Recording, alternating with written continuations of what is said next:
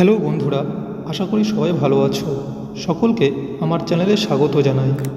আমি আজকে এই ভিডিওর মাধ্যমে আলোচনা করব এএনএম জিএনএম 2026 পরীক্ষার কাট অফ নিয়ে। তো এএনএম জিএনএম 2026 পরীক্ষাটি গত 14 তারিখ রবিবারে অনুষ্ঠিত হয়েছে। এখন তোমাদের সবার মাথাতে একটা বিষয় ঘুরছে, সেটি হলো স্যার কাট অফ কেমন যেতে পারে। তো আমি সেই কাট অফ নিয়ে আলোচনা করছি এই ভিডিওতে। যদি চ্যানেলে নতুন হয়ে থাকো অবশ্যই চ্যানেলটি সাবস্ক্রাইব করে দিও এবং লাইক করে বন্ধুদের মাঝখানে শেয়ার করে দিও। আমি এই ভিডিওতে আলোচনা করব ন্যূনতম কত নাম্বার পেলে বা জিএনএম জিএমআর র্যাঙ্ক করলে তোমরা গভর্নমেন্ট কলেজ এবং এনটিএসে চান্স পাবে। এনটিএস কি? এনটিএসের পুরো কথা হলো নার্সিং ট্রেনিং স্কুল। তো পরীক্ষার হলে তোমরা যারা পরীক্ষা দিয়েছিলে তাদের কিছু জনের সাথে আমি কথা বলে ভিন্ন ভিন্ন প্রতিক্রিয়া পেয়েছি। যেমন কেউ বলেছে স্যার কোশ্চেন ইজি হয়েছে, কেউ বলেছে স্যার কোশ্চেন মডারেট হয়েছে, কেউ বলেছে স্যার কোশ্চেন টাফ হয়েছে। আমি এই সবার মতামতকে গ্রহণ করে একটি এক্সপেক্টেড কাট অফ তৈরি করেছি। তোমরা যখন তোমাদের রেজাল্ট বেরোবে তখন তোমরা একটা জিএমআর র্যাঙ্ক পাবে। তোমরা কি পাবে? তোমরা একটা জিএমআর অর্থাৎ জেনারেল মেরিট র্যাঙ্ক পাবে। এর পাশাপাশি তোমরা একটা কাস্টের র্যাঙ্ক পাবে। কিন্তু কাউন্সেলিংয়ে বসলে তোমাদের এই জিএমআর র্যাঙ্কের উপরে ভিত্তি করেই তোমাদের গভর্নমেন্ট কলেজ এবং নার্সিং ট্রেনিং স্কুল এ তোমরা প্রশিক্ষণ নিতে পারবে। তাহলে তোমাদের এই জিএমআর র্যাঙ্কটা অনেক গুরুত্বপূর্ণ। এবার আমি যে আমাদের যে এক্সপেক্টেড কাট অফ বলবো সেটা নির্ভর করবে বিগত বছরের যে কাট অফ তার উপরে এবং তোমাদের বিগত বছরের যে পরীক্ষাগুলো হয়েছিল সেই পরীক্ষাগুলোতে কোশ্চেন কেমন ছিল এবং এক্সাম কেমন হয়েছিল তার উপর পূর্ণাঙ্গ আলোচনা করে আমি এই 2026 সালের পরীক্ষার কোশ্চেনের যে এক্সপেক্টেড কাট অফ সেটি আমি তৈরি করেছি। এবার এই যে আমি এক্সপেক্টেড কাট অফ তৈরি করেছি, এই কাট অফটা যে 100% মিলবে এটা বলা সম্ভব নয়। তবে আমি আশাবাদী যে এর আশেপাশে তোমাদের কাট অফ যাবে। তো আমি প্রথমে এএনএম এর কাট অফ নিয়ে আলোচনা করব। এএনএম এর কাট অফ প্রতি বছরই একটু হাই হয়। তাহলে এএনএম এর কাট অফ প্রতি বছর কি হয়? একটু হাই হয় জিএনএম এর তুলনায়।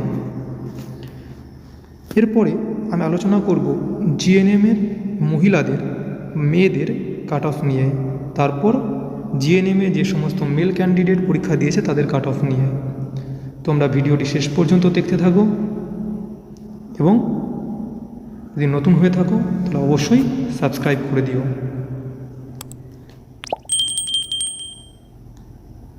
তো এখন তোমরা অন স্ক্রিন দেখতে পাচ্ছ এএনএম এর এক্সপেক্টেড কাট অফ 2026 এর জন্য।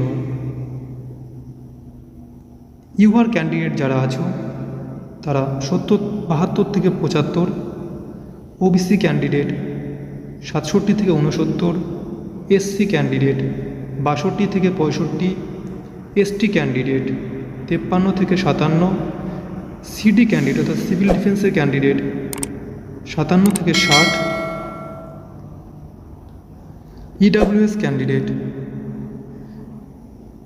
57 থেকে 59, আর পিডাব্লিউডি যারা আছে তারা ন্যূনতম একটা মার্কস পেলেই হবে। এটা ছিল এএনএম এর এক্সপেক্টেড কাট অফ। এবার আমি আলোচনা করব জিএনএম 2026-এর expected cut off female.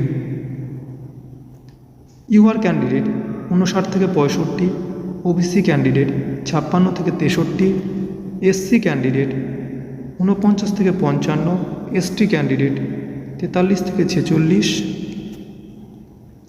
CD candidate civil ডিফেন্সের ক্যান্ডিডেট 50 থেকে 55, ইডাব্লিউএস ক্যান্ডিডেট 53 থেকে 56 এবং পিডাব্লিউডি যারা আছেন তাদের একটা ন্যূনতম মার্কস পেতে হবে। এটা ছিল জিএনএমের এক্সপেক্টেড কাট অফ। এবার জিএনএম যে সমস্ত মেল ক্যান্ডিডেট পরীক্ষা দিয়েছিল তাদের কাট অফ। আমি শুধুমাত্র এখানে তাদের জেনারেল ক্যাটাগরি কাট অফ নিয়ে আলোচনা করেছি, বাদ এটা তারা নিজেরা বুঝে নেবে। জিএনএম যারা মেল ক্যান্ডিডেট আছো তাদের কাট অফ সাধারণত খুব বেশি হয়, কারণ এখানে আসন সংখ্যা কম থাকে। তো জিএনএম মেল ক্যান্ডিডেটের ইউআর ক্যাটাগরির জন্য আমি কাট অফ রেখেছি 82 থেকে 88। এই 82 থেকে 88 যদি তুমি মধ্যে নাম্বার পাও তাহলে তোমার সিলেকশন হবে। তো এই ছিল আজকের ভিডিওর মূল বিষয়বস্তু। তোমরা কে কত নাম্বার পেয়েছো অবশ্যই আমাকে জানাবে। কে কোন কাস্ট থেকে বিলং করো তাহলে আমি আরেকটি ভিডিও করতে পারবো যে কাট অফ এটাই যাবে নাকি এর আশেপাশে অন্য কিছু যেতে পারে। সবাই কাউন্সেলিংয়ে অংশগ্রহণ করো এবং তোমরা তোমাদের যদি নাম্বার জানাও আমাকে তাহলে আমি কাউন্সেলিংয়ের আগে আবার একটি ভিডিও করে তোমাদের কলেজ সিলেকশান থেকে শুরু করে বিভিন্ন প্রসেস নিয়ে আলোচনা করব।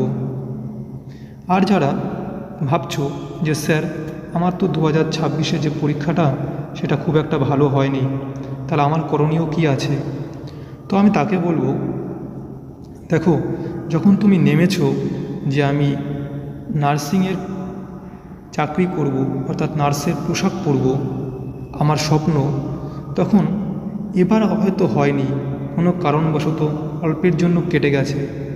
তুমি আবার প্রিপারেশান নাও, সামনে 2027 আসছে এবং হেলথ ডিপার্টমেন্টে প্রচুর পরিমাণে নিয়োগ হবে। শুধু তোমাকে একবার এই এএনএম জিএনএম পরীক্ষায় পাশ করে প্রশিক্ষণটা নিতে হবে।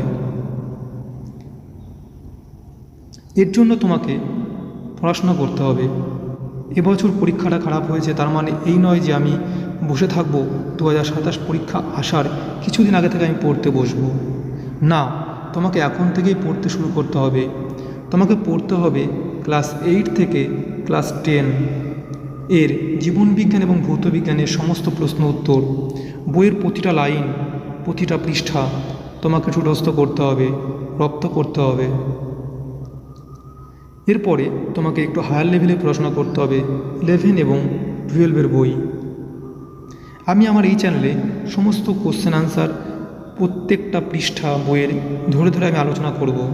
যদি কারো ভালো লাগে তাহলে অবশ্যই দেখবে। তো আজকের ক্লাসটি আমি এখানেই শেষ করছি, দেখা হবে পরের কোনো ভিডিওতে। সবাই ভালো থেকো, সুস্থ থেকো। জয় হিন্দ, জয় ভারত।